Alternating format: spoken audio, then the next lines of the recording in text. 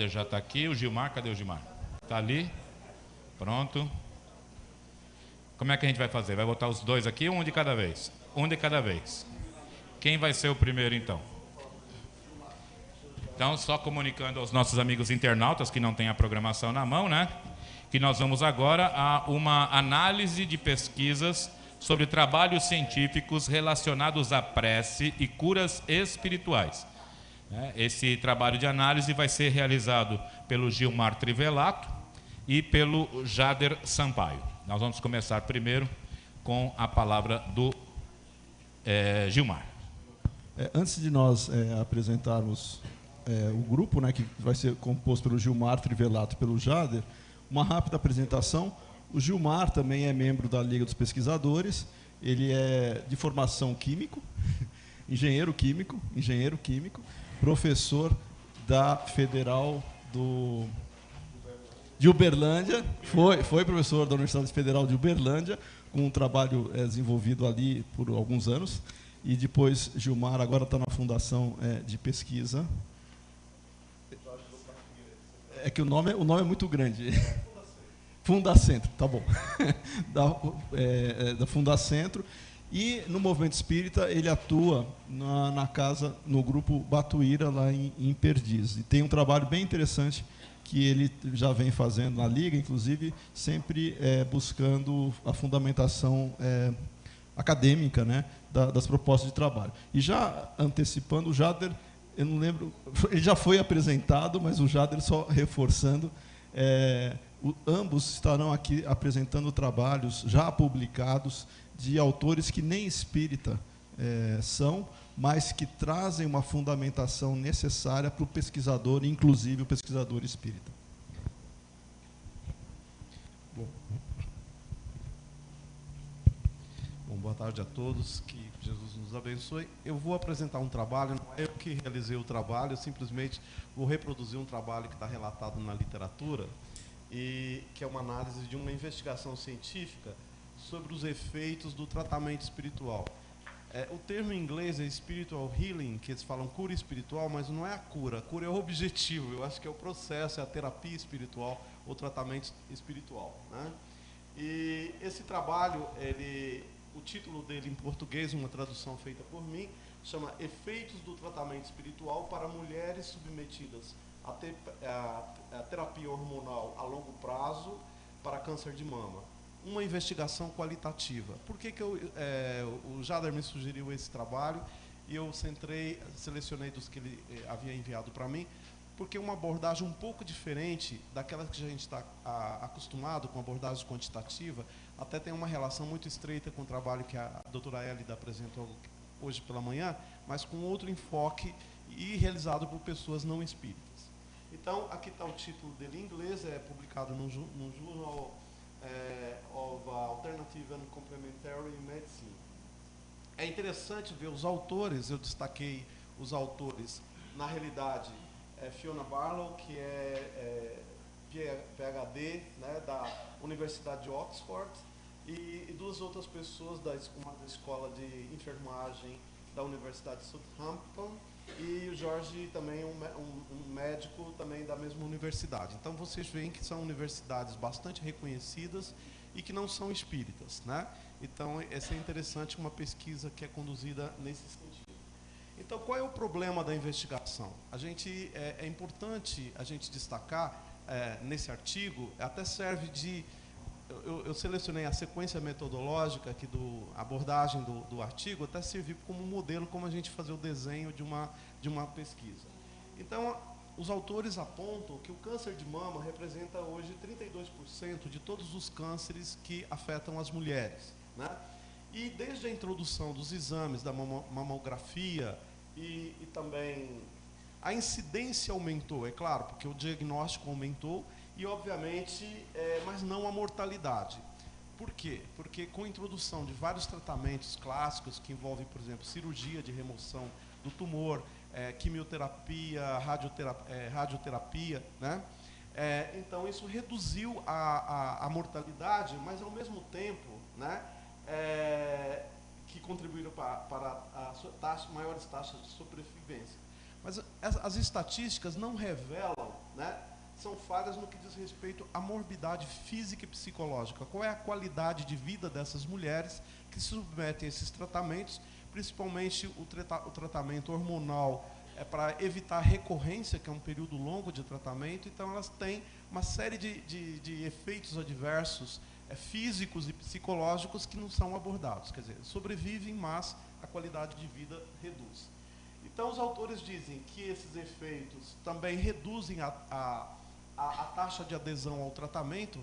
Elas têm que tomar, às vezes elas têm o drug holiday, eles de vez em quando esquecem de tomar um remédio, né? A gente às vezes está tomando remédio e por causa que aquilo tem efeitos, elas pulam, né? E algo deve ser feito para ajudar essas mulheres a lidar com esses problemas. Então os autores colocam que o tratamento espiritual, spiritual healing, que eu estou traduzindo aqui como tratamento espiritual, é uma opção complementar, né? Mas os autores dizem que a sua introdução dentro do campo da medicina clássica, ela deve ser baseada numa investigação científica. E, obviamente, os autores relatam que tem sido pouco investigado, há evidências da positividade desse tratamento, mas eles fazem críticas às abordagens metodológicas desse tratamento. Então, a abordagem clássica, que se utiliza instrumentos como questionários ou medições específicas, eles vão revelar aquilo que o autor já pensa. Porque quando você vai fazer um questionário para avaliar um resultado, você já coloca ali o resultado que você quer quando você faz a pergunta objetiva, ou quando você mede um efeito, né? Então e às vezes essas metodologias não são adequadas para revelar talvez outros aspectos que não estejam suficientemente claros. Daí a opção dos autores por utilizarem uma abordagem, uma metodologia qualitativa, né, para essa ação. Então a pergunta que eles formulam, a questão da pesquisa que eles querem responder é o seguinte: o tratamento espiritual poderia apoiar pacientes com câncer de mama submetidas à terapia hormonal em longo prazo, cujos efeitos colaterais ameaçam a completa adesão ao tratamento, ou seja, para evitar interrupção, que as pessoas possam chegar a termo, porque são tratamentos de vários anos. Então, será que essa terapia poderia ajudar essas mulheres? Então, é a pergunta que eles querem responder. Eles não vão entrar em mecanismos de como que ocorre esse tratamento espiritual. Eles querem responder objetivamente a essa pergunta. Qual é a metodologia? A natureza da investigação, portanto, é um estudo descritivo de natureza qualitativa, no sentido de querem descrever os efeitos do tratamento espiritual e não o mecanismo. E, porque nós somos mineiros, eu e o Jada, o método que eles escolheram é o why. O método, você vê que a influência mineira está chegando até na Inglaterra, né? O método why. Mas brincadeira à parte, chama-se Unitary Appreciative Inquiry. O que significa essa metodologia? É uma metodologia na linha fenomenológica, né, que o Jader já abordou aqui, que ela busca compreender a totalidade das experiências dessas pessoas, a singularidade dessas experiências, e vai além dos aspectos acadêmicos. Então ela busca que os próprios participantes contem essas experiências, analisem essas experiências.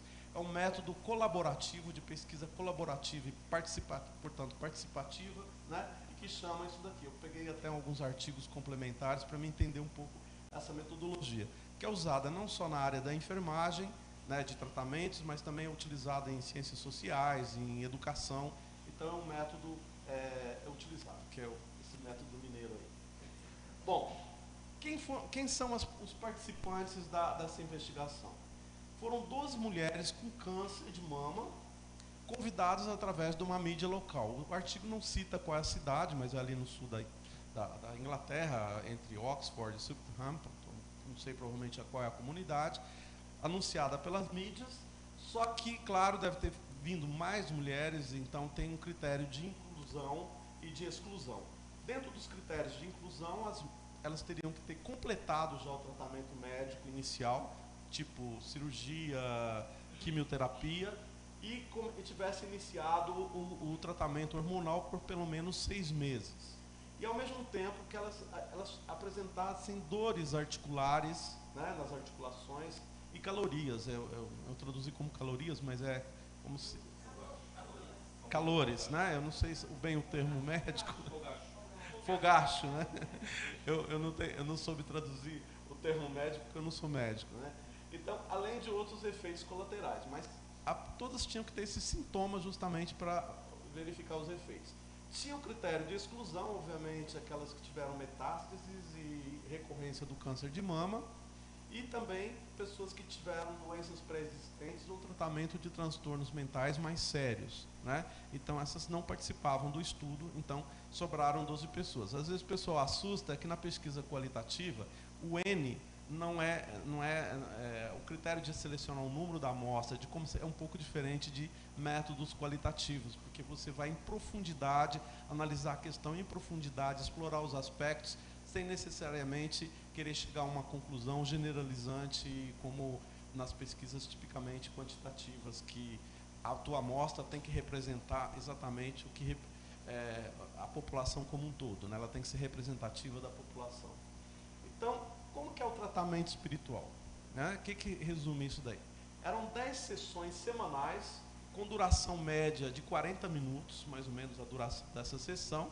Aí foi interessante, porque se discutiu aí a questão de ser 5 minutos, 10 minutos, esse daqui é um pouquinho mais longo.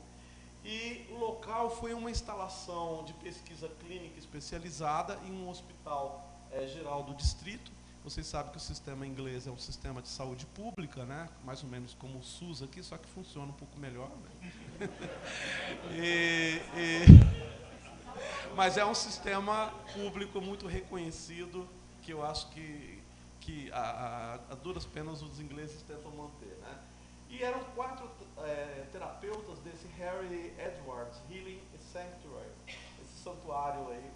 Aí eu fui pesquisar quem era esse cara Harry Edwards. Na realidade foi um médium, né? No início do século, ele nasce no início do século XIX, ele no final do século XIX, início do século XX, ele participa da Primeira Guerra Mundial, mas ele escreveu várias obras sobre mediunidade. Então, apesar de não ser espírita declaradamente, porque vocês sabem que o espiritismo inglês é um pouquinho diferente do espiritismo na França, né? Principalmente por causa da questão da reencarnação. Os ingleses tinham uma dificuldade com a reencarnação. Então, esses 4 terapeutas que iam fazer esse tratamento, os médiums poderiam, os pacientes, as participantes poderiam cada dia talvez ser com um médium diferente, não foi repetido sempre o mesmo médium. E o interessante é que eles tinham um protocolo de como, eu não detalhei aqui, mas um protocolo de como fazer esse tratamento, que começava por imposição da mão, movimentos longitudinais, na frente, nas costas. Então era uma sessão bem mais, digamos assim, complexa do que o passe que a gente coloca. Mas eles colocam várias posições, a pessoa ficava deitada ou sentada, dependendo do caso, e eles faziam esse tratamento. E no final dava um copo de água, né? Que é a nossa água fluidificada, só que não chamam de água fluidificada. Então esse era o tratamento. O pesquisador acompanhava na sala, foi filmado as sessões, embora os dados do vídeo não foram utilizados na análise, nem nos dados que serão apresentados. Quais são os aspectos éticos? Aqui já foi mencionado, eu não sabia que a LD ia apresentar, que destacou, só reforçar, que o tratamento médico não é suspenso quando você faz essas terapias complementares. Não se suspende o tratamento convencional, ninguém vai submeter esse grupo vai ter o tratamento convencional e esse grupo controle vai ter só o tratamento complementar. Isso é antiético, então sempre submetido às pessoas com tratamento tradicional. O anonimato assegurado aos participantes, não havia qualquer pagamento para as pessoas participarem desse processo, assinatura do termo de consentimento livre e esclarecido e, obviamente, o projeto foi aprovado por um comitê de ética em pesquisa, né? Então, esses são os cuidados éticos que tem que ser numa pesquisa, caso contrário, você não publica os resultados do seu trabalho. A coleta de dados, né? Eles utilizaram várias estratégias de coleta de dados e usaram mecanismos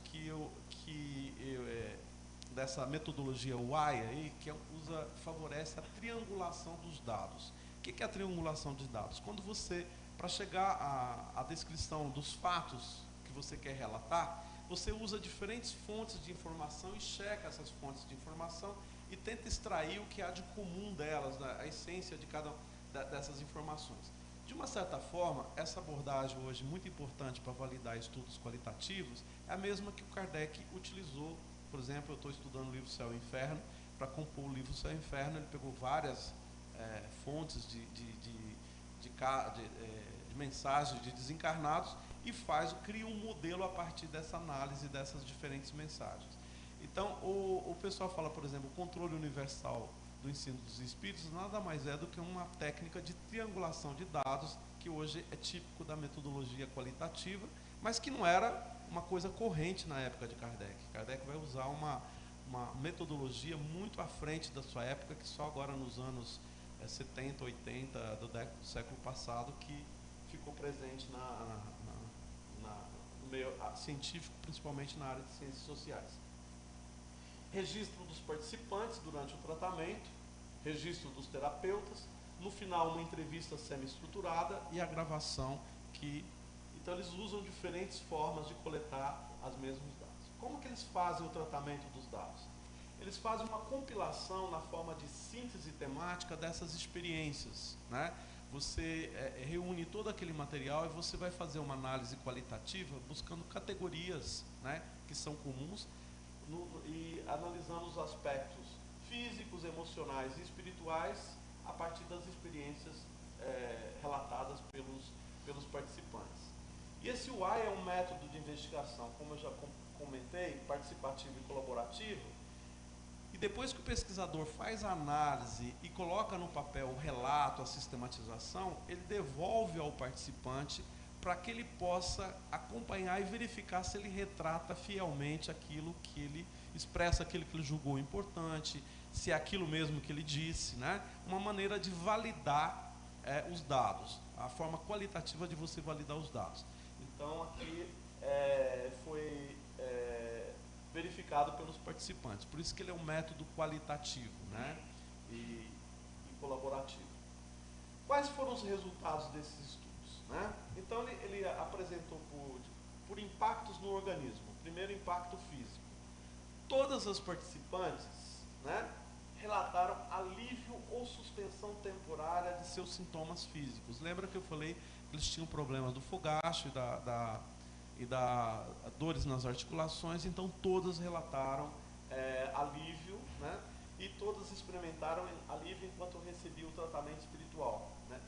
E importante, que muitas foram capazes de se envolver novamente em atividades que elas realizavam antes de ter o câncer, no sentido de capacidade física de fazer essas atividades. No sentido de impacto corpo e mente, todas as participantes se beneficiaram dos sentimentos de relaxamento físico e mental. Então elas descrevem, os autores apresentam na forma de depoimentos, né, que retratam isso daí, mas dizendo que durante o tratamento teve relaxamento físico, mas também alívio do estresse emocional. Outros efeitos, o aumento da autoconfiança e uma perspectiva mais positiva da vida, né? No impacto espiritual, os autores confessam que isso é difícil de ser relatado e eles preferiram reunir alguns depoimentos, né, usando as próprias palavras dos participantes para descrever esse impacto. Por exemplo, uma participante diz: eu penso que uma paz interna veio com o tratamento espiritual. Eu certamente mudei desde o tratamento, estou mais calma, esta paz não dá para ser descrita. Então eles relatavam sentimentos de paz interior, de conforto espiritual, que obviamente não é possível ser medido numa escala de instrumentos típicos. Então eles registram isso daqui. Qual a aderência ao tratamento? Então nenhuma das participantes interromperam o tratamento ou sequer tiveram o que se chama drug holiday, que a pessoa esquece meio de propósito de tomar o medicamento para evitar os desconfortos que ele possa trazer. E todas se beneficiaram do tratamento espiritual, recomendam outras pacientes, né? E relataram que estavam bem mais animadas a continuar essa terapia, porque, como eu falei, ela demora alguns anos, então a pessoa precisa ter persistência. Então esse tratamento espiritual favoreceu a aderência, a adesão ao tratamento médico. Todos relataram de uma forma sintética que com alívio dos sintomas físicos e mentais diminuíram, então elas retomaram suas atividades pré-câncer, não apenas atividades físicas como jardinagem e tudo mais, mas outras atividades de lazer, enfim, tiveram uma qualidade de vida bastante melhorada. Então foram os resultados achados. Então os autores discutem que a medicina ortodoxa ela tem sido efetiva no tratamento aí do câncer de mama e aumenta o sobrevivente da paciente, né? Apesar dos efeitos aí adversos que estão relacionados a esses tipos de tratamento. Todas as participantes relataram que o tratamento espiritual lhes ajudaram nas consequências físicas e emocionais do câncer, justamente esses efeitos adversos, além daquelas que dos impactos da própria terapia hormonal.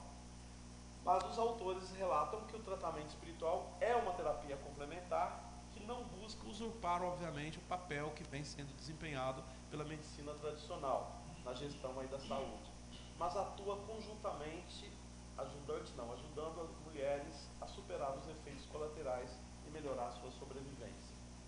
Eles concluem da seguinte forma, que esse pequeno estudo, eles relatam que isso é um estudo de caráter mais exploratório, né, qualitativo, foi o primeiro a investigar o impacto do tratamento sobre as experiências de sobrevivência das mulheres que tiveram câncer de mama, né.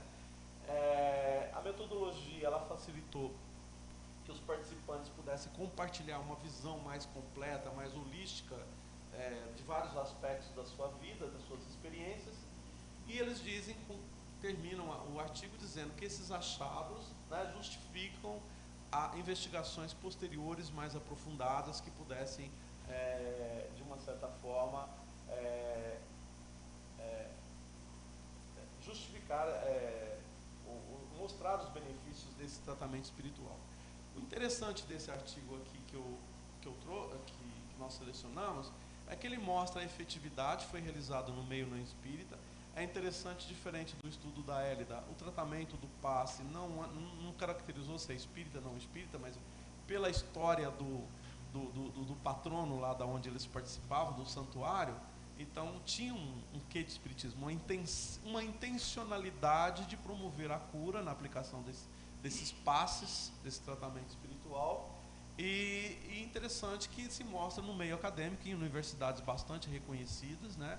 E traz uma outra abordagem qualitativa, mostrando que também você pode fazer pesquisas qualitativas, mas tem que ter uma série de cuidados metodológicos, né?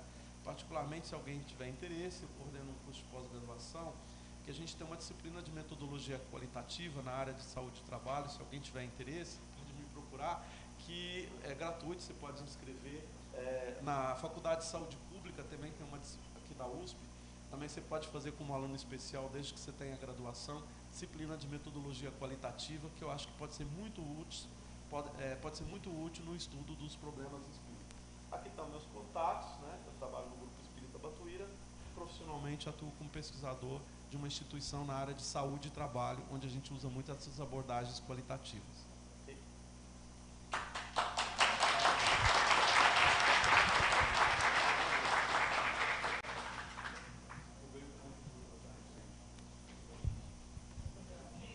Quero agradecer muito o Gilmar pela força que ele dá. Eu acho que dá para a gente perceber bem uma outra tendência que a gente tem em pesquisa, que chama método quali-quant, em que a gente usa métodos qualitativos e quantitativos. Então, se a gente pegasse esse trabalho que o Gilmar acabou de apresentar com tanta competência, tá? Um pesquisador assim com o perfil Ademir Xavier, né? Ele ia falar assim, olha só, drug holiday. Tá? Então, ele vai pesquisar a adesão ao tratamento das pessoas que tomam ou não tomam passe. E vai tentar verificar qual a intensidade do aumento da adesão ao tratamento dos que tomam passe. E aí ele vai tentar medir esse drug holiday. Então, se ele não tivesse essa pesquisa qualitativa antes, ele ia ficar... Eu já orientei alunos assim, eles trabalham como atirador louco. Tá? Eles pensam assim, o que pode influenciar isso? Aí põe um monte de coisa, um monte de variável no estudo, tá? Tenta medir todas as variáveis e depois tem a maior dificuldade para poder analisar. Coisa que se ele tem uma base qualitativa anterior, a gente já sabe que tem algumas coisas que os pesquisadores observaram, a gente só não estabeleceu um nexo quantitativo entre elas. Tá? O Gilmar... Não, é o prece e curas espirituais, vai descendo. Peraí, só um pouquinho, como trabalhando, vai descendo, aqui, mesa com o Gilmar. O Gilmar, desculpe, tá? O Gilmar fez uma provocação, né? Ele é entusiasmado, trabalhador. Então, quando eu passei a ideia nossa, fazer uma mesa para apresentar trabalhos que foram publicados, mas que nós, do Movimento Espírita Geral, não tivemos acesso, porque foram publicados em inglês, em revista especializada, ninguém traduziu, a imprensa não trouxe, tá, para os órgãos espíritas. Por isso é que a gente está falando do trabalho dos outros, porque eles nos interessam, eles nos afetam diretamente. Tá? O Gilmar me perguntou assim, por que a gente não faz uma revisão sistemática? Eu fiquei apavorado, porque faltava 1 mês e meio para o evento. Tá? Uma revisão sistemática costuma ser levantar todos os trabalhos e ler todos os trabalhos. Então, levantar tudo e ler, sem chance. Quem está acompanhando o Espiritismo Comentado ou o nosso site da LIP, viu que, a partir da provocação positiva do Gilmar, o que a gente fez foi separar trabalhos mais próximos da questão do passe e ir acompanhando e fazer um relato assim, rápido, em português, fazer uma espécie de uma resenha, passar as principais informações do trabalho para o leitor e, no final, fazer um pequeno comentário, fazendo um paralelo com a nossa experiência espírita. É o que a gente veio fazer. A gente teve o prazer e a alegria de ter os comentários do Carlos, né, que foi nosso advogado do diabo oficial e que colocou uma série de questões e que a gente discutiu, tá, sempre de forma muito fraterna e foi muito útil. Tá? Então, quem não viu, eu vou tentar fazer uma síntese, mas a gente tem um problema do tempo. Tá? Então, vamos lá. Liraucio, como é que passa para frente? Assim? Isso. Então, uma das coisas que eu descobri é que o pessoal criou uma categoria chamada biocampo. Biocampo é uma palavra que foi usada meio que emprestada da física para dizer que são técnicas em que uma pessoa afeta a outra à distância. Quando a física, vocês podem perguntar para o Alexandre vai gostar de falar disso. Você pega um elétron, tá? Ele em movimento gera um campo magnético. Qual a distância do fio onde passa o elétron que o campo magnético afeta? Isso é um campo. Tá? Então, eles criaram o termo biocampo, mas eles não sabem direito do que se trata. O que exatamente em nível de física afeta o organismo? Não sei. Mas a gente sabe, eles vão mostrar, que um organismo afeta o outro. Então, a gente chama isso de biocampo. Ok, gente? Então, os estudos estão no nível da biologia. Eles podem descer para o nível da química, podem descer para o nível da física, mas a maioria do que eu li está no nível da biologia. Então, não dá para a gente fazer, senão, hipóteses ou especulações. Tá? Mas como eles sabem que existe a influência à distância, eles estão chamando de biocampo. Tá? Então, tem uma série de áreas, de técnicas que têm esse nome. Na parapsicologia, eles têm uma linha de pesquisa que chama DEMIUS, que é a influência à distância de organismos vivos. E eles tentam verificar essa influência de diversas formas. Eu não entrei nisso, senão eu não conseguia sair. A gente ficou nisso aqui, ó. Trabalhos que usam uma técnica norte-americana chamada toque terapêutico, que a Hélida falou de manhã, o Jorei, que é uma técnica da igreja messiânica, o Reiki, que é uma técnica que foi criada por um japonês, tá? O passe espírita, que virou nome depois que os brasileiros começaram a pesquisar a gente, inclusive vocês paulistanos estão aqui, não sabiam, tá? Talvez algum passista que foi pesquisado que ajudou na pesquisa esteja presente. Tá? Spiritual Healing, que é cura à distância, mas eu concordo com o Gilmar, tratamento. Não, tem cura à distância e tem cura espiritual. Tá? Distance Healing e Spiritual Healing. Tá? Eu concordo com o Gilmar que tratamento espiritual seria uma tradução melhor. Tá? Prece intercessora. Tá? Eu sempre ouvi a palavra intercessória, mas eu procurei no dicionário, não achei, fiquei com a que tinha, que é a intercessora. Imposição de mãos, que a gente discutiu, entre outros. Então, todas essas técnicas, se tem pesquisa, para nós está valendo. Significa o quê? Que alguém fez alguma forma de imposição de mãos e, à distância, vai se estudar se isso tem ou não algum efeito sobre o organismo que está sob a imposição ou a movimentação de mãos. Qualquer um deles, para nós, interessa. Tá? Ok? Tudo claro nisso? Bom, então, vamos começar com bactérias. A Hélida já falou do segundo estudo. O primeiro estudo que eu citei para ela no final é esse aqui do Rubik, Brooks e Schwartz, está nos Estados Unidos. Tá? Eles fizeram um ensaio clínico randomizado com cegamento de experimentadores. Que vocês já conhecem, né? Vocês já são doutores nisso, a gente já discutiu isso de manhã. Eles pegaram amostras de uma bactéria chamada Escherichia coli, tá? Elas foram triplicadas, viraram 14 amostras, e os praticantes de reiki fizeram ou não imposição de mãos durante 15 minutos sobre essas amostras. Só que esses pesquisadores, eles achavam que não só a imposição de mãos, mas algumas outras coisas influenciam no que a gente chama de passe. Então, eles acham que o contexto poderia influenciar. Então, eles fizeram 3 ou 4 grupos. Deixa eu ver se eu coloquei aqui. Não, coloquei só 2, tá? Do reiki e do controle. Mas eles pegaram algumas pessoas, montaram uma sala de tratamento de reiki. Antes de aplicar o reiki nas bactérias, eles aplicavam num paciente. Então, a pessoa se preparava, aplicava no paciente, tá? E depois de aplicar no paciente, aplicava nas bactérias, para ver o efeito. Eles pediram ao pessoal do reiki, tá, que passasse energia, porque a bactéria é vida, é ser vivo, e aquilo ali deveria melhorar o crescimento das bactérias, alterar o crescimento das bactérias. E à noite eles davam um choque gelado nas bactérias, porque o calor facilita o crescimento das bactérias. Então, eles não queriam que elas crescessem muito rápido, para ficar depois difícil de mensurar. Então, eles davam um choque gelado para o crescimento diminuir, mas o choque gelado era dado no grupo experimental e no grupo controle. Tá? E aí, o que a gente viu foi isso.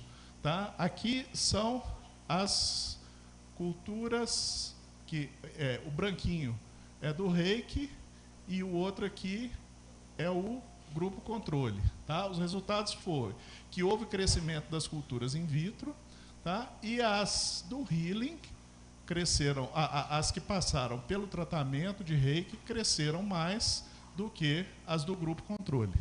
Ok? E as que não passaram por tratamento, tá? Teve um grupo de bactérias que o sujeito chegava, entrava dentro da sala, mas não aplicava nada nelas. Tá? Essas não cresceram, o grupo experimental e o grupo controle tiveram o crescimento mais ou menos igual. Tá? Então, eles disseram que a influência do bem-estar dos participantes de reiki, tá? Que esse estudo é que eles mediram as pessoas que iam aplicar o reiki antes, tá? E perguntaram como você está. Se a pessoa estava ruim, eles agruparam e viram que as pessoas que não estavam bem, elas não conseguiam fazer um trabalho bom, eles não conseguiam obter um resultado bom com as suas bactérias. Okay? E viram que o ambiente também influenciou o crescimento ou não das bactérias. Tá? Depois veio esse estudo do Luchetti, que eu vou pular, porque a Hélida já falou dele. Tá? Aqui estão os grupos que ela fez. É só um detalhe, tá? Para poder controlar a cabeça dos passistas, tá? que aplicaram passe nas bactérias, eles usaram 4 vídeos que os passistas ficavam vendo durante. Tá? Os sem intenção, eles estendiam as mãos sobre as bactérias, mas viam um vídeo que mostrava o funcionamento de uma usina sucroalcooleira. Um negócio extremamente técnico, bom para o Gilmar, que gosta de química e tal. Tá? E o pessoal que foi ou tentar aumentar o grupo de bactérias, ou tentar diminuir, assistia uma apresentação com fotos de natureza e música suave. E eles queriam perturbar a pessoa que aplicava o passe. Esses assistiram cenas do filme O Resgate do Soldado Ryan, cenas de guerra, tá? E impunham as mãos. Tá? Eu não queria ser bactéria nesse estudo. Tá? E eles encontraram só uma diferença entre o decréscimo. As pessoas que tomaram, as bactérias que tomaram passe espírita, em que os passistas estenderam a mão e falaram assim, olha, elas fazem mal à saúde, elas não devem se desenvolver, porque são bactérias. Essas cresceram bem pouquinho.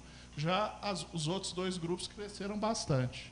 Viu aqui os intervalos de confiança, como é que são diferentes? Tá? Não tem nenhuma possibilidade de dizer que esse grupo teve um desenvolvimento igual aos outros dois, porque não teve. Já no acréscimo não houve. Tá? No acréscimo, apesar da gente ter, a gente tem uma diferença entre os grupos, mas a ponta desse aqui, ó, após 48 horas, tem uma ligação. Após uma semana, então, cá, ó, pode ser qualquer um desses valores, é isso que eu tinha explicado mais cedo, tá certo? Então, eles comunicaram, olha, passe pode reduzir o crescimento de bactérias, segundo o nosso estudo. E segundo o estudo anterior, passe pode aumentar o crescimento de bactérias. E aí eles falaram assim, mas como que a gente explica esses resultados contraditórios? Eles falaram, bom, a gente instruiu antes os passistas que as bactérias deveriam não crescer. Então, isso pode ter influenciado o passista, o estado interior do passista, para a próxima fase do experimento. Então, eles aguardam novos estudos. Tá indo bem, gente? Não dorme não, hein? Não dorme. Eu vou começar a jogar giz aqui, ó, na cabeça de aluno que dorme. Tá? Bom, ratos no Brasil, tá? Souza e outros, cidade de Registro, interior de São Paulo. Tá? É uma publicação internacional na Explore. Tá? Vocês estão muito chiques aqui em São Paulo, viu? A gente não tem isso lá não, né, Marival? Não? Bom, ensaio clínico randomizado, 24 ratos, raça Wista.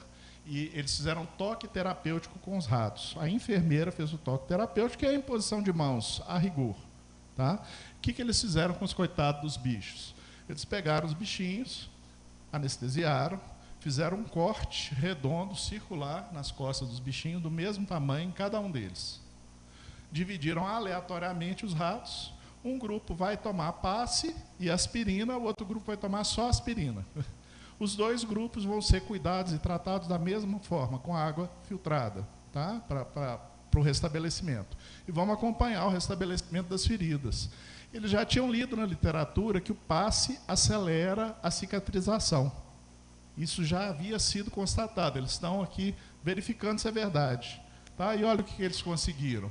Esse aqui é a ferida. No início, eles pegaram de um ratinho do grupo controle e de um ratinho do grupo experimental. Tá? No primeiro dia, depois de uma semana, olha o tamanho da ferida do grupo controle, olha aqui o tamanho da ferida do grupo experimental. Isso aqui foi medido com computador, gente. Eles fotografavam digitalmente, botavam no software e ele dava em milímetros quadrados o tamanho da ferida. Então, a ferida cicatrizou mais rápido dos ratos, cuja única diferença é tomar passe. Tá? E eles fizeram um estudo em nível mais profundo. Tá? Então, olha, esses pontinhos pretos aqui são chamados fibroblastos, que, pelo que eu psicólogo, entendi, são células responsáveis pelo processo de cicatrização. Tá? Então, quanto mais fibroblasto, maior a cicatrização. Então, o que eles constataram? Que no primeiro dia tinha uma semelhança entre eles, isso está tudo medido matematicamente, isso foi colorido e foi medido matematicamente, e no 7º dia, olha o tanto de ponto preto que tem aqui, nesse rato que tomou passe, e olha o tanto de ponto preto que tem aqui nesse rato que tomou passe. Tá? Então, ele mostrou que age em nível de fibroblastos. E os autores que eles leram anteriormente falou que age mais interiormente ainda em nível de enzimas.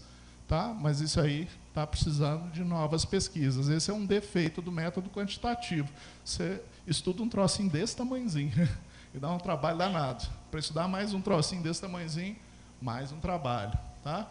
Então, tem aqui os P's, valores, que a gente já viu. Tá? E ficou essa pergunta, passe aumenta reações enzimáticas? Então, olha até onde a gente já foi. Tá? Bom, não basta fazer estudo com bactérias ou animais. Isso foi feito porque existe a dúvida do efeito placebo. É preciso fazer experimentos com seres humanos de tratamento. Não adianta um remédio que você está estudando ser bom para o rato, tá? Se ele não for bom para o humano.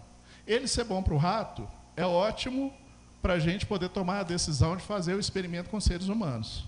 Mas não é suficiente para dizer que pode aplicar em seres humanos. Então, uma questão que se faz é essa. Tem estudos de passe com seres humanos? Tem. Ensaios clínicos randomizados?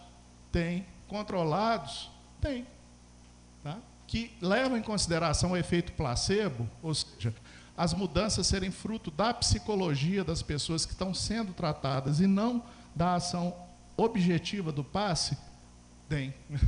Tá? É isso que nos interessa. Então, olha só, o primeiro trabalho foi do Dixon, tá? 1988, Inglaterra. Ele pegou 57 sujeitos, sistema inglês, ou mesmo sistema inglês, público, e ele pegou assim, par a par, pacientes. Então, pacientes crônicos. Eu tenho insuficiência renal crônica. Vamos supor que a Bel também tivesse. A gente forma um par. A gente está com um estado clínico semelhante. Você tem um problema de artrite reumatoide. O senhor também tem. A gente forma um outro par. Eu quero tomar passe, a Bel, que eles chamam de spiritual healing, a Bel não quer tomar passe. Ela é um espírito rebelde. Espírito rebelde.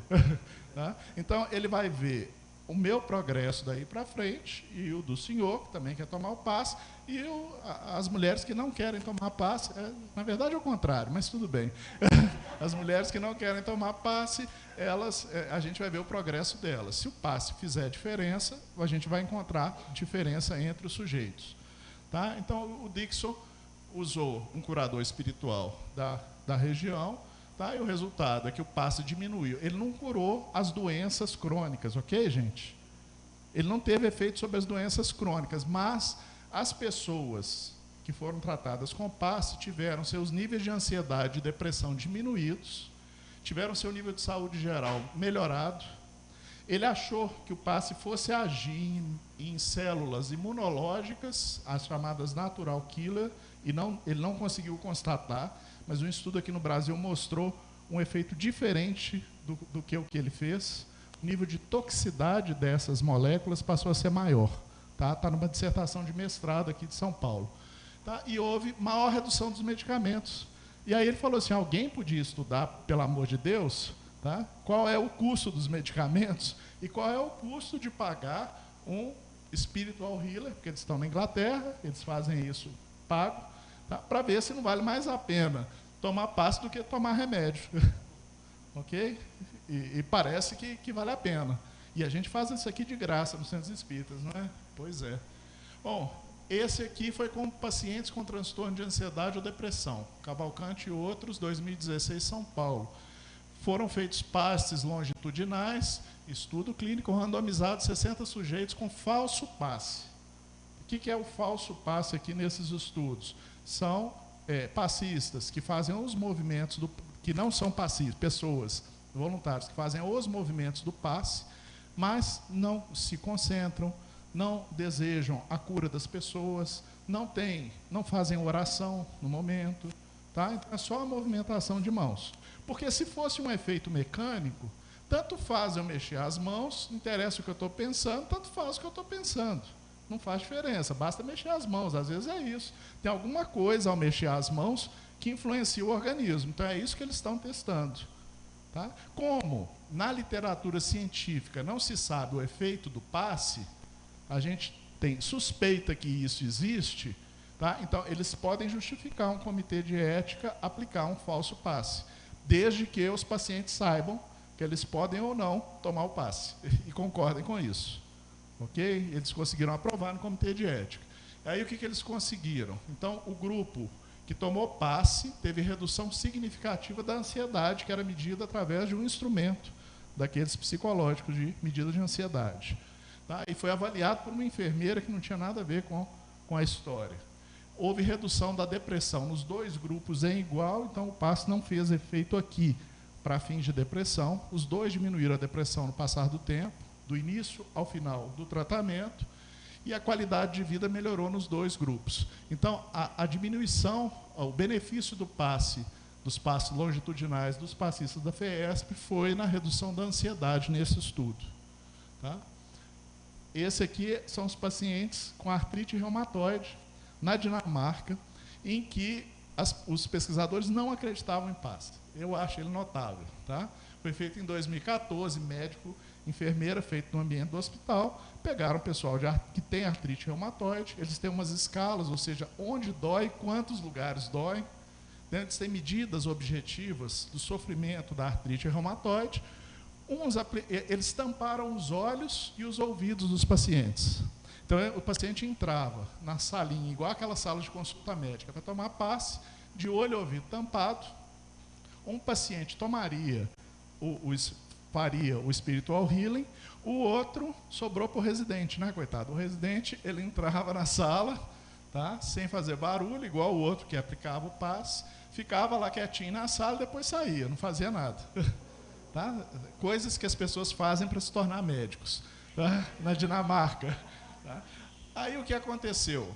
85 mulheres e fizeram 3 grupos. O experimental, o falso tratamento, que é o do residente, todos eles estão tampados, e os que tinham a doença, mas não quiseram o tratamento, sem tratamento. Vão acompanhar o desenvolvimento, tá? Sem contato físico, igual a gente. Então, o grupo experimental melhorou. Agora, aí eles ficaram sem entender, sem diferenças do grupo controle, mas com diferenças do grupo de falso tratamento. Aí eles falaram assim, a gente deve ter errado a metodologia, porque primeiro eles chamaram pessoas que queriam um tratamento alternativo. Aí as pessoas vieram. Aí algumas ficaram assim, nós não vamos dispensar o tratamento alternativo para vocês. Eles começaram a suspeitar que esses do não controle procuraram o tratamento alternativo por fora. Eles continuaram com as consultas, mas não falaram e foram lá procurar o tratamento alternativo por fora. Por isso é que os dados deles são tão próximos do passe. E os que tomaram o falso tratamento, esses tiveram muito pouca melhora na artrite reumatoide. E os materialistas ficaram assim, você lê que eles ficam assim, como que a gente vai interpretar isso? Aí eles colocam lá, interpretação conservadora, e interpretação, estilo assim, avançada, atrevida, tá certo? Então, ele ficou meio inconclusivo. Tá? Por fim, esse é o último. Tá? Lembram que quando eu falei dos níveis de evidência? Lembra que eu falei que o estudo mais poderoso para a medicina baseada em evidências é a meta-análise, porque eu junto diferentes estudos num só? Pois bem, eles fizeram 2 meta-análises, esses 3. Tá? Esse é o que eu pedi para o Gilmar não sofrer com ele, tá? Mas eu vou falar um pouquinho dele. Então, eles ajuntaram, numa meta-análise, todos os estudos feitos com vegetais, animais, células de sangue, bactérias, ok? Tudo que não é ser humano ficou num grupo. Todos os trabalhos que trabalharam com seres humanos ficaram no outro grupo. Então, eles ajuntaram os resultados. Analisaram a metodologia de um por um. Se a metodologia não tivesse boa, afastaram o estudo. Eles levantaram 91 estudos, gente. 91. Vocês imaginam, cada estudo desse, tendo uns 60, 100 sujeitos, quantas pessoas não foram estudadas à luz do passe? Tá? Então, 57 em humanos, 34 em não humanos. Tá? Pegaram as técnicas de biocampo em geral, igual eu fiz, então me senti assim, valorizado por eles, tá? Trabalhar do mesmo jeito. Tá? Já falei os tipos. E nos humanos só, ensaio clínico aleatório, duplo cego controlado. Certo, Alcione? Duplo cego. Tá? Então lá, eles escolheram melhores estudos com seres humanos. Aí o que eles conseguiram? Que o sujeito sob tratamento, aqui botei aspas, é o que eles falam, americanos, nada ligados ao movimento espírita, exibem uma melhora significante no bem-estar com relação aos sujeitos controle. Então, quando você junta todos os estudos, os positivos e os negativos, Carlos, que o Carlos me chamou a atenção, tá? Quando você pega tudo, o resumo da obra, tá? O resultado final é que a grande maioria tem melhora no bem-estar, independente do placebo e dos chamados efeitos de expectativa, que foi outra questão que o Carlos levantou para nós, enquanto a gente estudava essas coisas juntos à distância. Nas plantas, houve resultado, mas eles foram muito menores do que nos animais e nas amostras in vitro, tá? Na meta-análise que eles fizeram. Existiam estudos famosos de sementes, em que as sementes que tomavam passe, espero que não tenha nenhum agricultor aqui, tá? Elas cresciam mais do que as sementes iguais que não tomavam passe. Pois é, algum semeador aqui pode se interessar por isso. É um estudo antigo, da década de 60, que um pesquisador ligado ao Spiritual Healing inglês, tá, que tem também revisão de trabalhos, ele comunicou. Eu nunca achei o estudo original, por isso eu não pude estudar. Os resultados do Jorei e do Reiki, que são duas práticas ligadas, apesar do Reiki ser a criação de uma pessoa, ela tem alguns elementos religiosos, ao espírito religioso, ao sentimento religioso, curiosamente foram superiores ao do toque terapêutico, que é um pouco mais clínico, um pouco mais médico, um pouco mais trabalho de enfermeiro. Nos três, as pessoas vibram em favor da outra. Nos três, elas pensam na melhora da outra. Mas nesses dois aqui, você tem uma experiência religiosa, institucional ligada a eles. Tá? Então, eles tiveram resultados melhores, que é mais interessante ainda para o pessoal que está estudando religião, da BHR, que está aí, sociólogos e tal. Ele é bem curioso. Tá? Os estudos de oração intercessora apresentaram resultados menores do que os do passe. Então, o passe deu resultados orgânicos maiores do que os de oração intercessora. Mas há resultados nos estudos de oração intercessora. Eu vim lendo no avião o estudo do Irã. Depois eu conto para vocês no intervalo. Tá? Mas não significativamente menores do que os demais, que é importante também. Está dentro daquela faixa dos intervalos de confiança. E uma possível mudança de comportamento. É uma outra coisa que eles chamam a atenção. Fala assim, olha, um pesquisador ele pensa assim, bom, então tem o passe, que é a variável. Pode haver alguma variável interveniente? Pode ter alguma outra coisa que entrou no nosso estudo e eu não vi? E eles falam, pode ser que tenha. Porque as pessoas que buscam o passe, elas não buscam apenas o passe. Então, além do passe, pode ter vindo outras coisas. Então, eles falaram lá nos Estados Unidos, essas pessoas costumam mudar o comportamento ao procurar o tratamento espiritual. Elas meditam mais ou oram mais, conforme a abordagem, evitam abuso de álcool e remédios, não realizam sexo promíscuo e arriscado, e essas coisas podem estar ligadas à melhora da qualidade de vida delas também. Tá? Então, eu achei super interessante isso vindo de pesquisador que não tem nada a ver com o pensamento espírita. Ok? Encerrei minha parte. Essa aqui é a coleção Espiritismo na Universidade. Esse último foi o livro do Pedro Simões, que tem um capítulo no livro que está sendo lançado hoje, que está sendo autografado hoje aqui no Enlip. Tá certo? No Espiritismo Comentado, vou fazer a minha propaganda, tem todos esses artigos que eu acabei de falar, um pouco mais desenvolvidos. Eu fiz um resumão para a gente poder falar de muitos em pouco tempo. Ok? Muito obrigado, desculpa o atraso.